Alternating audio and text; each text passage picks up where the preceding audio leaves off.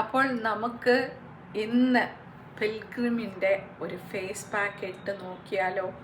Korean ഉൽപ്പന്നമാണ്, Korean സ്റ്റൈലാണ്, ഇപ്പോൾ ട്രെൻഡിങ്ങുമാണ്. അപ്പോൾ ഇതൊന്ന് ട്രൈ ചെയ്ത് നോക്കാമല്ലേ, എന്തായിരിക്കും അതിൻ്റെ റിസൾട്ട് എന്ന് നോക്കാം. ഇപ്പോൾ എനിക്ക് ബെയർ സ്കിന്നാണ്, ഞാൻ ഷവറെല്ലാം കഴിഞ്ഞു, ഒന്നും തന്നെ എൻ്റെ സ്കിന്നിൽ ഇട്ടിട്ടില്ല.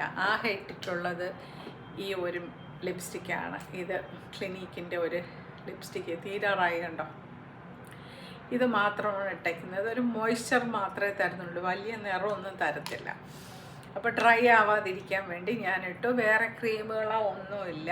അപ്പോൾ അതിന് മുമ്പ് നമ്മൾ ചെയ്യേണ്ടതെന്ന് വെച്ചാൽ മുഖം നന്നായിട്ടൊന്ന് കഴുകുക.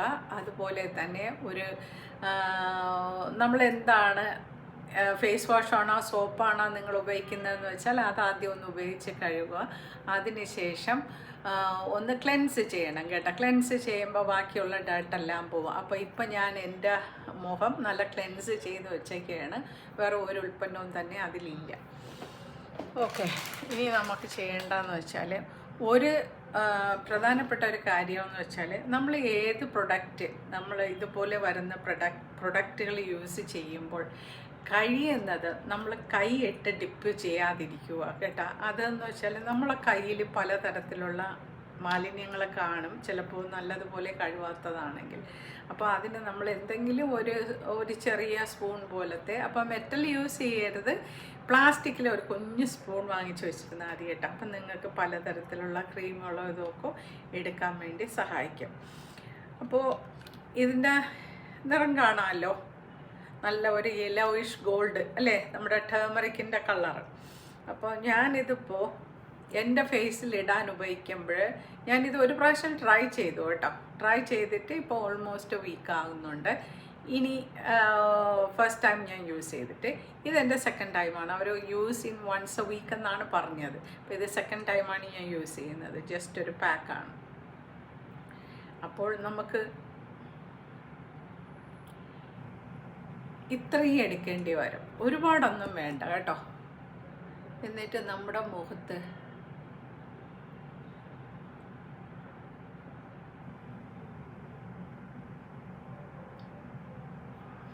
അതിൻ്റെ എല്ലാം നമ്മുടെ മുഖത്ത് തന്നെ പുരട്ടിയിട്ടുണ്ട്. ഇനി നിങ്ങൾക്ക് ഫേഷ്യൽ ബ്രഷ് ഉണ്ടെങ്കിൽ, അതായത് മുഖത്ത് വല്ല പാക്ക് ഇടാനുള്ള ബ്രഷുകൾ ഉണ്ടെങ്കിൽ ആ ബ്രഷ് തന്നെ യൂസ് ചെയ്യാം കേട്ടോ. അത് ഓരോ പ്രാവശ്യം ഉപയോഗിക്കുമ്പോൾ സോപ്പിട്ട് കഴുകി നന്നായിട്ടൊന്ന് ഉണക്കി വെക്കണം. വെയിൽ കൊണ്ട് തന്നെ ഉണങ്ങണം കേട്ടോ ഇത്.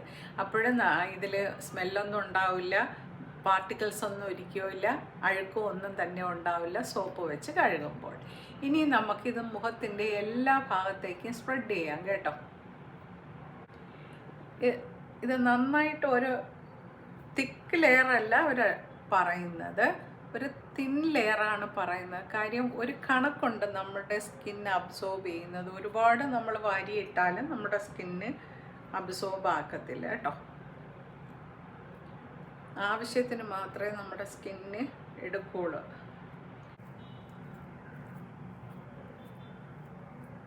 നമ്മുടെ കഴുത്തിൽ കൂടി ഇടാൻ ശ്രദ്ധിക്കുക കേട്ടോ.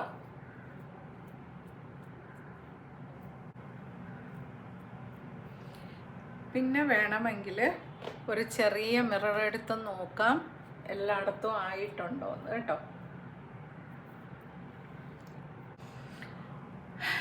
എല്ലായിടത്തും ഇട്ടിട്ടുണ്ട്.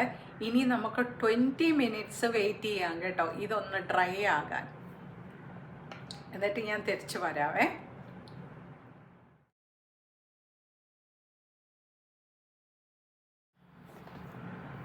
ഇപ്പോൾ ഇത് 20 മിനിറ്റ് ആയിട്ടുണ്ട് കേട്ടോ. ഇനി നമുക്കിത് വൈപ്പ് ഓഫ് ചെയ്യാം. അപ്പോൾ ഇത് വൈപ്പ് ഓഫ് ചെയ്യുന്നതിന് മുമ്പ് ഞാൻ എങ്ങനെ ചെയ്യാറെന്ന് വെച്ചാൽ ഒരു നനഞ്ഞ ടവലെടുക്കാം കേട്ടോ. എന്നിട്ട് നന്നായിട്ട് ഇതിനെ ഒന്ന് ഇതേപോലെ ആ നനഞ്ഞ ടവൽ വെച്ച് ഒന്ന് പ്രസ് ചെയ്തെടുക്കും. അതെല്ലാം ഇനി വന്നിട്ടുണ്ട്. ഇനി ഈ ടവലിൻ്റെ ഡ്രൈ ഭാഗം കൂടെ വെച്ചങ്ങ് തുടയ്ക്കാം. എന്തെങ്കിലും വ്യത്യാസമുണ്ടോ നിങ്ങൾക്കാണ് അറിയാൻ പറ്റുക എന്നെക്കാട്ടിയും. അപ്പോൾ എന്തെങ്കിലും വ്യത്യാസമുണ്ടോ എന്ന് നോക്കുക. എനിക്ക് ഫസ്റ്റ് ടൈം ചെയ്തപ്പോൾ തന്നെ ഒരു വ്യത്യാസമുള്ളതായിട്ട് എനിക്ക് അനുഭവപ്പെട്ടു. അതുകൊണ്ടാണ് ഞാനൊരു വ്ളോഗ് ചെയ്യാമെന്ന് വിചാരിച്ചത്.